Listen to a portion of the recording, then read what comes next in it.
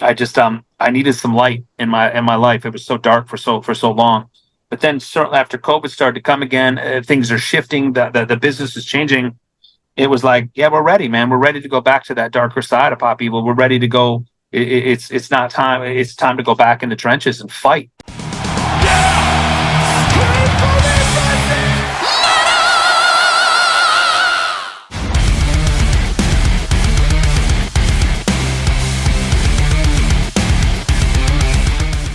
Lee of Pop Evil, thank you so much for your time today. You are in the middle of a hectic tour.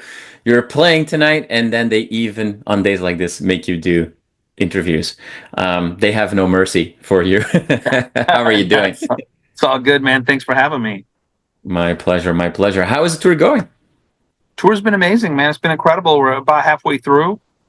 Just been grinding, man. The fans have been just incredible, and the energy. It's definitely my favorite Pop Evil tour to date, man. We're stoked. Awesome, awesome, awesome. Now, new single that's been out for just a little bit. So far, great feedback on that song, on that video. Yeah. A lot of people seem to really resonate with it. How is it coming to life on the stage when it's smashed in between the classic hits, if you will? How's the reaction going? It's been great, man. The response has been overwhelming. It's just a testament to how great our fan base is. They're always open-minded to new Pop Evil. Obviously, they love the old school music as well. But it's been exciting, man. It's a great new a new chapter, a new era, we call it, for Pop Evil. Just with a new lineup and the new sound. Obviously, it's a heavier sound. It's darker themes and how we juggle that balance between the old school catalog and the new school is the challenge. And definitely one we're not shying away from. We're super stoked about the future, about where we're taking this band musically, and excited about the new music. And What Remains, our new single, is a step in that direction.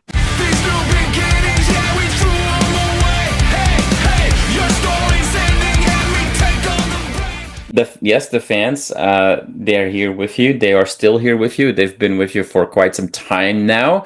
We're getting close to a 25th anniversary celebration. I don't want to make you feel old right now, but I know, right? if maybe you guys should put out a very special EP. And I don't know, if you had to choose to make a Pop Evil version of either Do the Bartman or Matthew Wilder's Break on My Stride, what would you do? You know what? Probably a combination of both of them. It just kind of. We just keep focused on the things that where the future is for the project. We're constantly growing, evolving, and just getting better, man. We're just getting better in the studio. We're better off the stage, so we can be better on it. So it's been fun. It's been a lot of fun, and this album certainly was challenging, but it's exciting to finally see the horizon and kind of we're getting closer to the release of the new album, and just excited, man. Looking forward to it.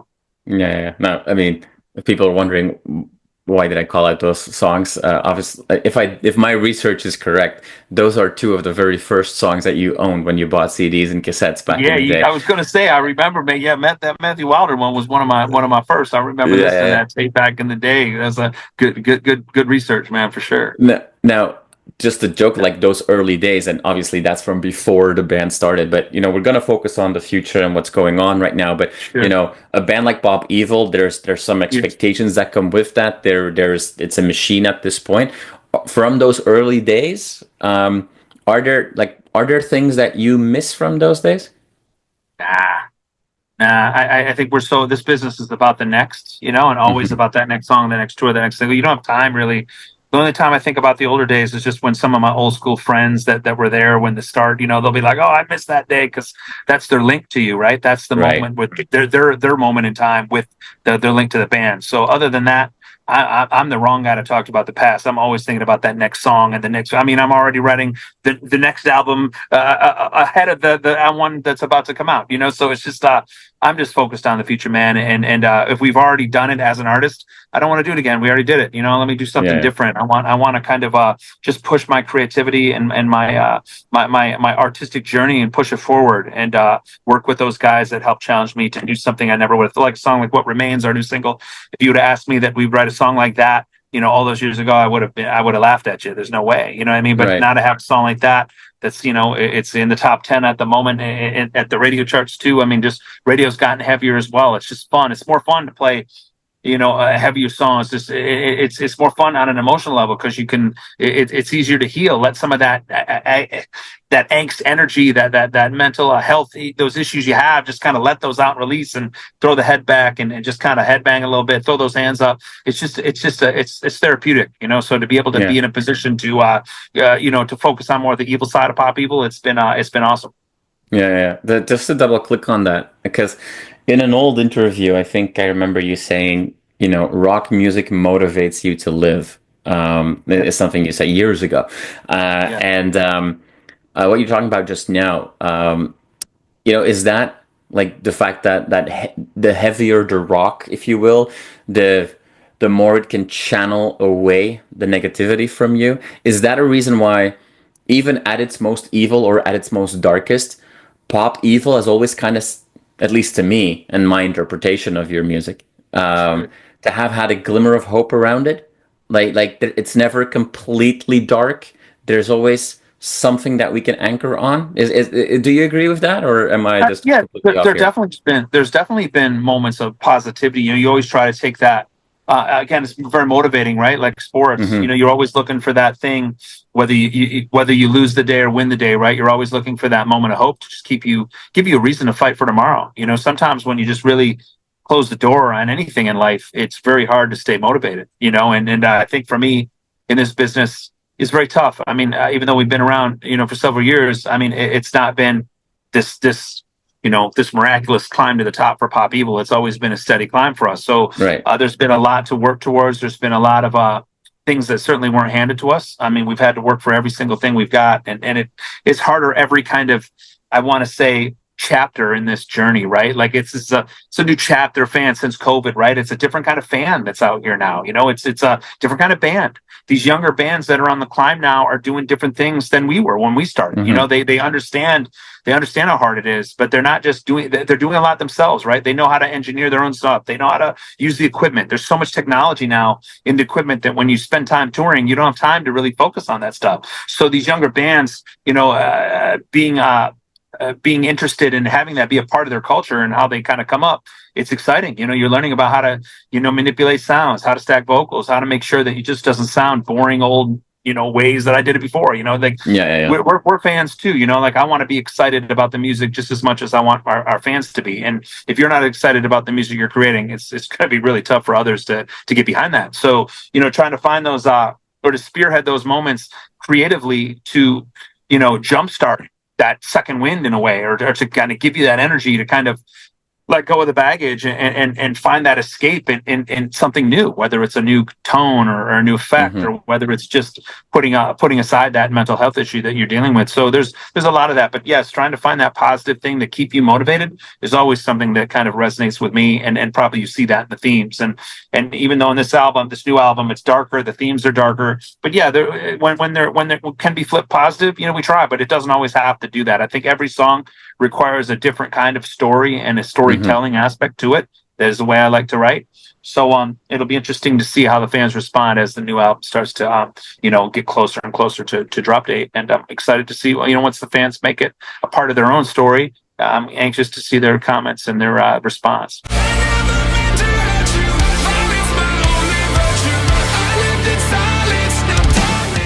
A lot of these new bands that are getting traction, even if their riffs and breakdowns might be hard and heavy, a lot of them are infusing these days more poppy elements and electronica. We see a lot, and I don't mean that disrespectful, but there's a ton of new bands that you could label as a gateway to metal bands that the pop or the casual rock fan could listen to and discover heavier riffing.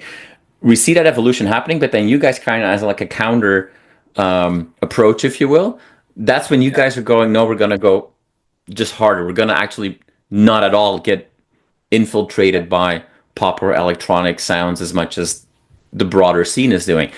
What's behind that? Did that come completely organic for the band, or is there somewhat of a battle plan that you guys had a conversation about, like, this is the sound where we want to go?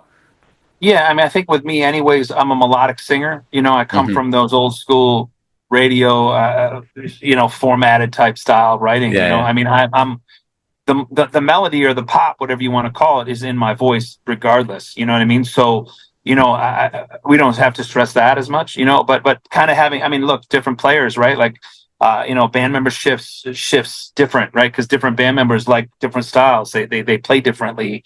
And, being able to push those boundaries, with my guys internally, but to have those conversations off the stage as well, to be like, it's just more fun to play, heavy riffing. I mean, like the festivals now here in the US especially have gotten heavier. There's this infusion now with rock and metal bands. I mean, there's just not enough bands to go around. As much as there's tons of bands, there's not many bands that have just broke in the rock radio world. So you have to infuse it you have to kind of put it together to make these big festivals. And whether that, whether it's just a part of the times or where it is, that's just kind of where we happen to be at the moment. So, you have to take the good out of that there's a lot of cool things to learn from those hardcore metal bands, from those rock bands. How do you find your place in it? How do you, balance the old school fan base that you have, but still open to getting younger, new generation of Pop Evil fans that are out there that you have to figure out how to get? There's not that TV exposure or even that mass appeal exposure anymore because there's so much competition. There's so much of it saturating your phones or social media that how do you find your place in it? So, I mean, this is a challenge. So definitely, talks and figuring out battle plans, like you said, to try to tackle that. But at the end of the day, I think it just has to come down with what are you having the most fun doing? It doesn't have to be this huge rocket science list or approach. Like, you got to just take care of yourself and you got to have fun playing the music you like. And there's nothing more fun than being up on stage playing heavier riff songs, man. I mean, whether,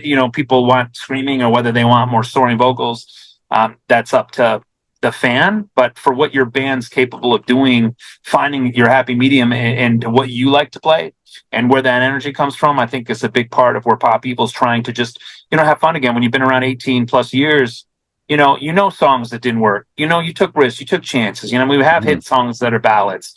How many ballads can we play when we still have people want to hear those ballads we played, 10 plus years ago? So it's just, it's about having fun and juggling. And I think part of the fun is kind of balancing that set list. We want our live show to be the best experience you have when you think about Pop Evil. Like, we want you to be able to come and go, wow, that was, I didn't know I liked your band. I saw you live. Oh, I love you guys now. It's so different. I mean, that's when true fans are made. That's when they're born, right? You can whether it's on YouTube or whether you hear us on the radio, wherever it is, it kind of tease it up, or your playlist. You're like, oh, I want to add that on my playlist. I'm going to dig these guys. But once you see that band live is when you really, the blood starts to kind of boil, the hair kind of goes up on your arm, and you're like, man, I don't know what it is about this band. I just like it. You know what I mean? And that's when you really start to, really grow your fan base. And I think that for the band, it's, the sky's the limit. We came up in this weird gray area where radio rock bands were kind of,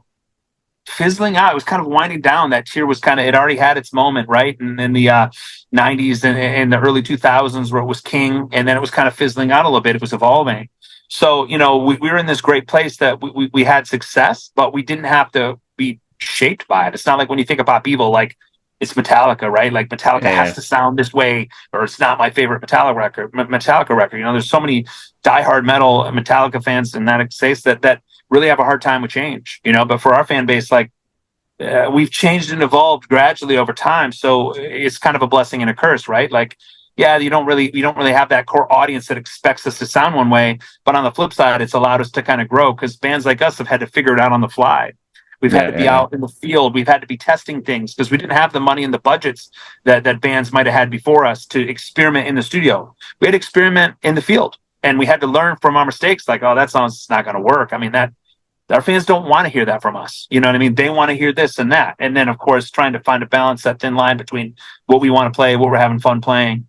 So it's been a bit of a challenge. It's been some growing pains over the years, but we think finally now that, we're starting to get in tune a little bit more. Obviously, it's growing. The business is changing. It's getting heavier anyways. That it's just people want to have more fun, man. They want to let the release. There's a lot of tension in the world. There's a lot of angst. There's a lot of anger. There's a lot of frustration that, I think when you think about the rock and the metal community, they want to put their hands up, man. They want to close their eyes and just, let go of some of that baggage, man, that we carry on a weekly, monthly, yearly basis. And I think that, we don't want to make it complicated, but at the same time, we want to be able to relate to our audience and understand that, like, we're pissed off too. We're angry too, man. Like, I mean, like there's a frustration that we have on the other side of the fence that, we're dealing with as well, and of course, just being honest about that, making sure that the issues aren't so cliche, stock, whatever it is. I mean, obviously that's a thin line when you're making secular music for people around the world. Cliches are inevitable. It's how you do it, how it works, and things that people have already done are very tough to not duplicate. I mean, we've had discussions about this with several people, and I mean, what hasn't been done or created at this point in time. So trying to think of fresh ways to spin your art is the challenge, and how to make it fresh, how to make it not sound like your last record anyway. How to make it, compete against your old catalog is definitely something that is a challenge for us, and we definitely like to take that challenge head on and really use the competition amongst our back catalog and really try to push forward to make the best pop evil record every new album, and how to raise the bar for ourselves and how to raise the bar for our fans when they come see us live or when they want to listen to our albums. So it's been exciting, man. It's definitely a process. It's definitely no method to the madness. It's you live and learn, and sometimes you just got to put those songs out and you got to just get hit right in the face with that one wasn't it. And sometimes you put them out there and you're like, wow, that was awesome. And then, you try to duplicate it in ways, but you just never can. So it's just important to try to just make sure you're having fun and you're putting forward the best effort and art creatively, musically, even that you feel proud of, man, that, you can get up on stage and deliver every night. And those fans can feel that whether they like it or not, they can't argue that you believe in it. So that's kind of, a lot of where we're at when trying to be in this position right now creatively.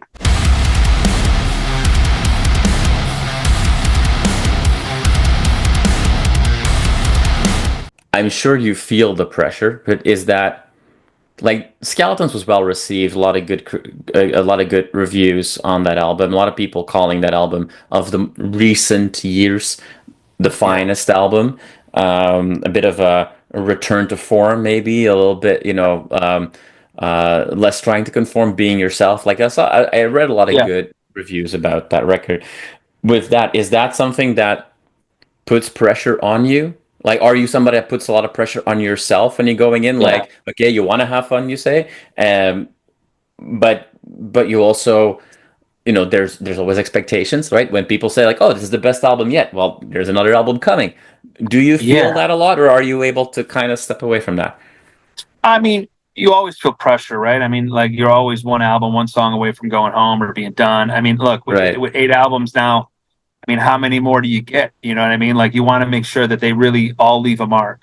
And about the halfway point of the career, I think some of the writing, it depends on where I'm at in life, right? Like, I mean, I had lost my father during the Onyx record, which a lot, if you look at the old back catalog, that's a very popular pop evil album, arguably one of our biggest. I was in a dark place, man. It was just, I couldn't go there. So for 2 albums past that, I probably leaned more alt. Things were more uplifting. Things were more spacey, more vibey, right? Like I had to just get that out. I wasn't in a place to just go metal. I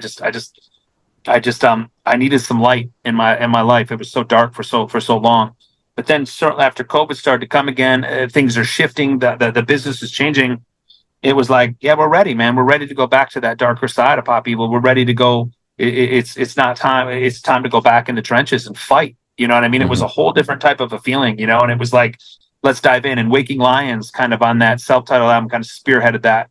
Obviously, things were changing in the studio. I was co-writing with a bunch of younger guys that were just on the climb, that were like bringing that energy. It's like, wow, finally, I want those riffs that like really resonate with me. What gets me excited? What's that thing? And that riff for Waking Lions really kind of it was almost like Trenches years before it. That was like that song that was like, wow, this feels like exactly what we've been looking for that sound for pop evil. And we're able to kind of shape around that. Obviously, Breathe Again then comes after that, which again a super popular one, and the new era pop evil stuff that is a crowd favorite for sure. And then into Eye of the Storm on the last record, and then now into What Remains, and then of course taking it up even a notch with Death Walk's about to come out here November 22nd. We're just super stoked about just the musicality.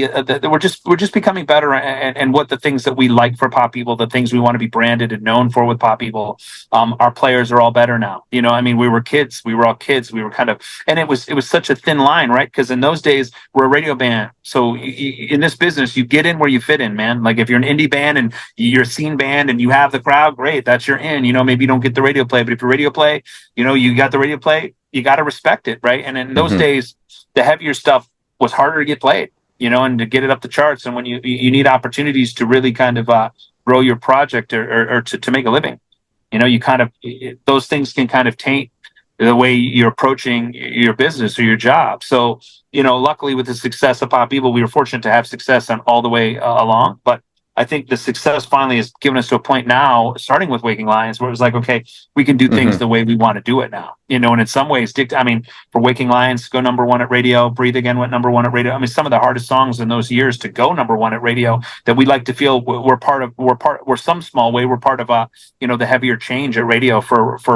rock radio to be a little bit heavier. So it's definitely opened the doors for hopefully some of these other bands to come up and not have to just, you know, write just your typical radio rock song to have a little bit of angst to it. So, you know, it's just kind of, again, an evolution, you know, being in a different place in your life to be like, okay, look, I know what I want. Having made not even necessarily mistakes, but making songs that #1 didn't end up being singles. We don't want to play them live. I mean, just wasted songs. It's like, well, why don't we just throw down then? And we could at least have fun with these songs and we could be playing them live. You know, there's a lot of that. There's a lot of that now when we're making a record. It's like, and albums, we're fortunate enough, at least this album, to make a full album. So yeah, there's still talks that like, we want to take you on a journey, right? Peaks and valleys, bring you up, bring you down, and then bring you back up again, kind of, you know, take you on this ride or roller coaster, so to speak. But, you know, as albums become less relevant and it becomes more of a single business, like, okay, well, if it's not going to be a single, why do you even want to do something that's not going to be energy filled, something that at least is going to fit into your set list, right? And sometimes when it comes to ballads, it's very tough. I mean, how many times do you want to go see your favorite band and hear 5 ballads? You know, even if they're all hit songs, like it's a juggling act that you want to be. And certainly when you're playing these big festivals now, from Canada to the US to Europe, you know, sometimes you only get a half-hour set. Maybe you get 40 minutes. I mean, if you are showcasing to a younger audience and they're seeing you for the first time, they're going to remember you knowing they moved around, they had fun, there was a lot of energy. They're not going to, I don't know any band, I don't care who you are, that those fans are going to leave like, wow, especially in rock and metal. Those were the best ballads I ever heard. I mean, this isn't the 80s anymore. Like rock ballads, 80s rock ballads isn't a thing anymore in the, you know, 2020s. You know, like who cares, man? People want to move. They want to bounce. They want to throw down. I mean, it's just, this culture is very much now. I want it now. I want it now. You know, and if they don't, then I'll go look this way then. You know what I mean? Because there's something else for them right now. So again, you got to almost grab them, shake them, throw your horns up and get out of their way. And, you know, hopefully come back, you know? So it's just, time is precious for a lot of people, man. That's why I think we're more grateful for people that give it to us. And when they do give it to us, we want to maximize that with the most amount of energy, the most amount of, shock and awe to be like, wow, that was awesome.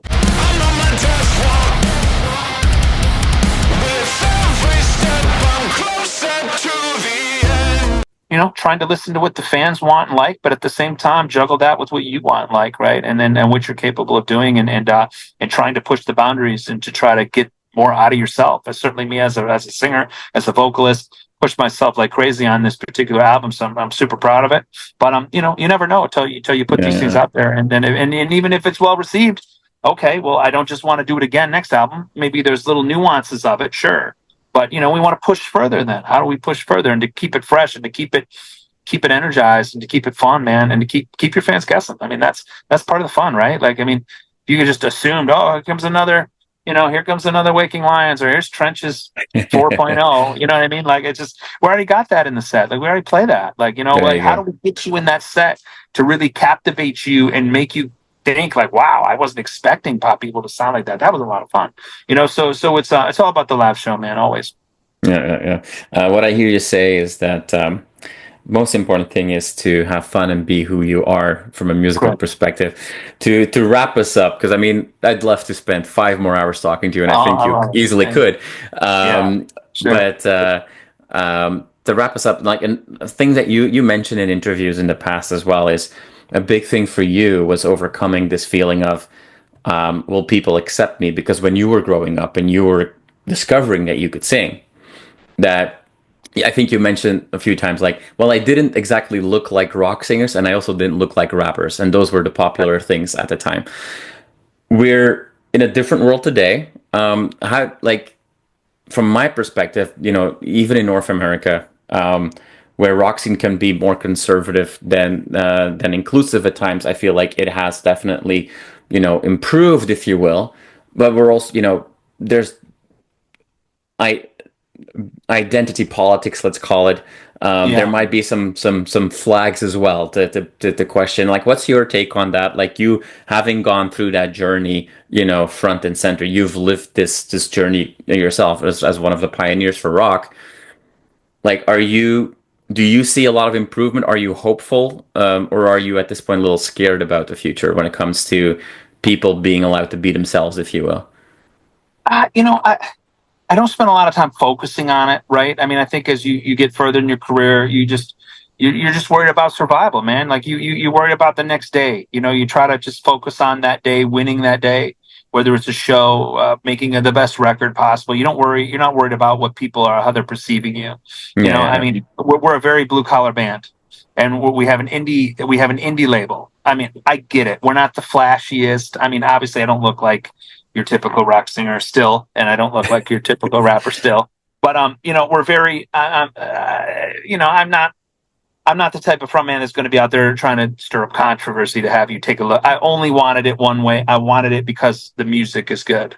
I don't yeah, want it because I was, crazy dressed or whatever on your social media feed, and I'm the guy that you're always searching. I don't.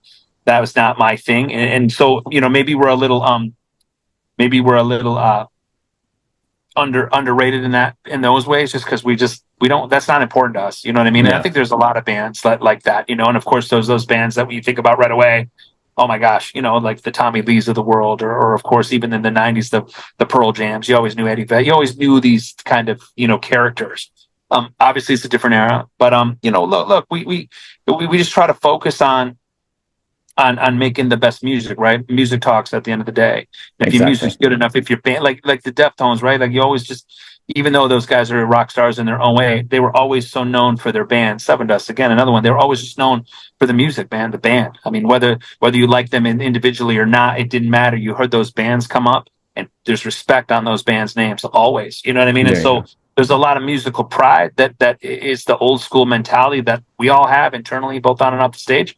So I don't think it really bothers us whether people, if they think about their top bands that were mentioned or not. We just want to make sure we consistently are doing what we need to do to just keep climbing, man. Stay relevant, keep doing what we're doing, And obviously, eight albums now. Maybe we get five, maybe we get eight, maybe we get 10 more. But if we're able to keep going, every album from now on is a huge win. And if we can, like I said, keep making music that is relevant and that can keep helping people, and like you said, being a part of the pioneers of this format and making sure that we can fight to become more headliners moving forward.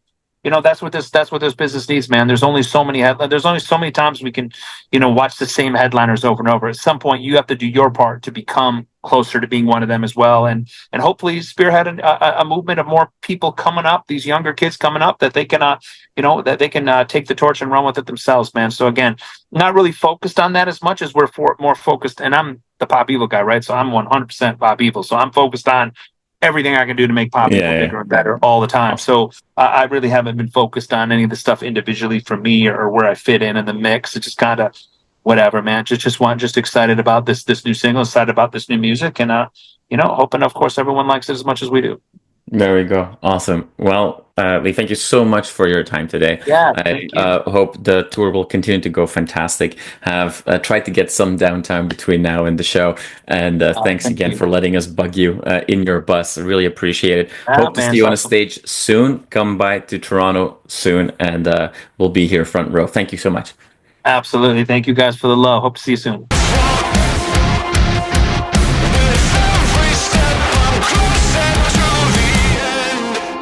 You are awesome for watching this video. Click right here to see more content like it and subscribe to the channel.